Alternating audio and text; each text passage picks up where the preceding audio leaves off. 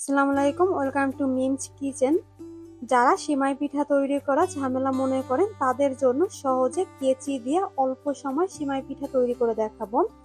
আর কেচি দিয়ে সেমাই পিঠা তৈরি করা কিন্তু একদমই সহজ। আপনারা চাইলে এই টেকনিকটি ফলো করে দেখতে পারেন। আশা করি আমার আজকের পিঠার রেসিপি আপনাদের কাছে ভালো লাগবে। তো কথা না বাড়িয়ে আমি মূল রেসিপিতে চলে যাচ্ছি। প্রথমে আমি একটি মিক্সিং বলে নিয়ে নিচ্ছি 3 কাপ আতপ চালের গুঁড়ো। আমি এখানে ভিজা চালের গুঁড়ো ব্যবহার করেছি। এরপর পিঠার জন্য ডো তৈরি করে নিব। এজন্য প্যানে নিয়ে নিয়েছি 2 কাপ পানি। এরপর দিয়ে দিচ্ছি স্বাদ মতো লবণ। অপেক্ষা করব পানিতে বলক আসার জন্য। পানিতে বলক চলে আসলে এর ভিতরে আমি চালের গুঁড়ো দিয়ে দিচ্ছি। এরপর হালকা হাতে একটু নেড়ে দিব। তারপর চুলার স্লোতে রেখে ঢাকনা দিয়ে দিব 2 মিনিটের জন্য। 2 মিনিট পর আমি ঢাকনা তুলে পানির সাথে চালের গুঁড়ো খুব ভালোভাবে মিক্স করে নিচ্ছি। আর চুলা কিন্তু এই পর্যায়ে আমি বন্ধ করে দিয়েছি, নাহলে কিন্তু চালের গুঁড়ো নিচ থেকে পুড়ে যাবে। সবগুলো খুব ভালোভাবে মিক্স করে নিয়েছি। এরপর গরম থাকা অবস্থায় আমি একটি ছড়ানো ট্রেতে নিয়ে নিচ্ছি। এখন এই ডোটাকে খুব ভালোভাবে মথে একদম স্মুথ করে নিব। 4 থেকে 5 মিনিটের মতো ডোটাকে মথে নিলেই কিন্তু দেখা যাবে একদমই স্মুথ হয়ে গেছে। দেখতেই পারছেন আমি একদম স্মুথ করে ডোটাকে মথে নিয়েছি। এরপর এই ডোটাকে আমি একদম গোল বলের শেপের করে নিব।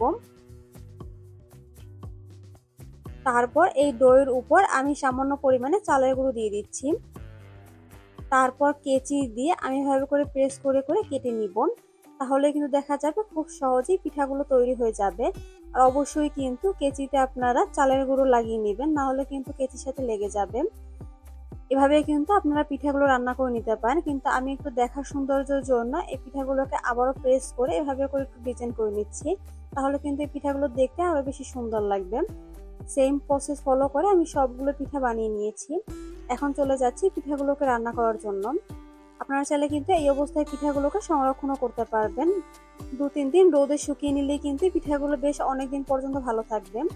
পিঠাগুলো রান্না করার জন্য আমি প্যানে 4 কাপ লিকুইড মিল্ক নিয়েছি। আর ফ্লেভারের জন্য দিয়ে দিয়েছি দারচিনি ও এলাচ। 1 কাপ খেজুরের গুড় আমি গ্রেটারের সাহায্যে গ্রেট করে দিয়েছি। এরপর দিয়েছি হাফ চামচের একটু কম লবণ। এখন দুধের সাথে গুড় খুব ভালোভাবে মিক্স করে নিব। তারপর আমি চুলা অন করে দিব। আর এভাবে যদি ঠান্ডা দুধের ভিতরে আপনারা গুড় মিক্স করেন তাহলে কিন্তু দুধটা আর ছানা কাটবে না। এরপর আমি চুলা জ্বালিয়ে দিব আর দুধটাকে খুব ভালোভাবে বলক তুলে নিব। খুব ভালোভাবে বলক চলে আসলে আমি তৈরি করে রাখা পিঠাগুলো দিয়ে দিব। তো একবারে দিব না, প্রথমে আমি অল্প দিয়ে খুব ভালোভাবে হালকা হাতে নেড়ে নিচ্ছি। তারপর আবার আমি পিঠাগুলো দিয়ে দিচ্ছি। তাহলে কিন্তু এই পিঠাগুলো একটার সাথে একটা লেগে যাওয়ার কোনো প্রকারের চান্স থাকবে না। এরপর আমি হালকা হাতে একটু নেড়ে দিব। আর এই পর্যায়ে কিন্তু পিঠাগুলো অনেক বেশি নরম হয়ে যাবে, তাই অবশ্যই কিন্তু হালকা হাতে নেড়ে দিবেন, নাহলে কিন্তু পিঠাগুলো ভেঙে যাবে। এরপর আমি চুলার মিডিয়ামের থেকে কমিয়ে দিব আর পিঠাগুলোকে রান্না করে নিব 10 মিনিটের জন্য। 10 মিনিটে কিন্তু পিঠাগুলো খুব ভালোভাবে সিদ্ধ হয়ে যাবে। আমার পিঠাগুলো কিন্তু রান্না করা হয়ে গেছে। ঠিক যখন গ্রেভিটা এরকম ঘন হয়ে আসবে ঠিক এই পর্যায়ে কিন্তু আমি পিঠাগুলোকে নামিয়ে নিব, কারণ এই পিঠাগুলো যখন ঠান্ডা হয়ে যাবে তখন কিন্তু এই গ্রেভি আরো ঘন হয়ে যাবে। এখন এই পিঠাগুলোকে আমি পরিবেশন করে নিচ্ছি। পিঠাগুলো গরম গরম খেতেও কিন্তু ভালো লাগে, আর একদম ঠান্ডা করে খেতেও কিন্তু এই পিঠাগুলো অনেক বেশি ভালো লাগে।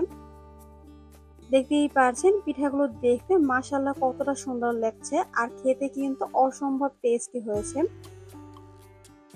আপনাদের কাছে কেচি দিয়ে তৈরি সহজে এই সিমাই পিঠার রেসিপিটি যদি ভালো লাগে থাকে অবশ্যই বাসায় ট্রাই করবেন। এরকম সিম্পল রেসিপি পেতে চ্যানেল সাবস্ক্রাইব ও পেজ ফলো করে দিবেন। কথা হবে নতুন কোনো ভিডিওতে। আজ এ পর্যন্ত, আল্লাহ হাফেজ।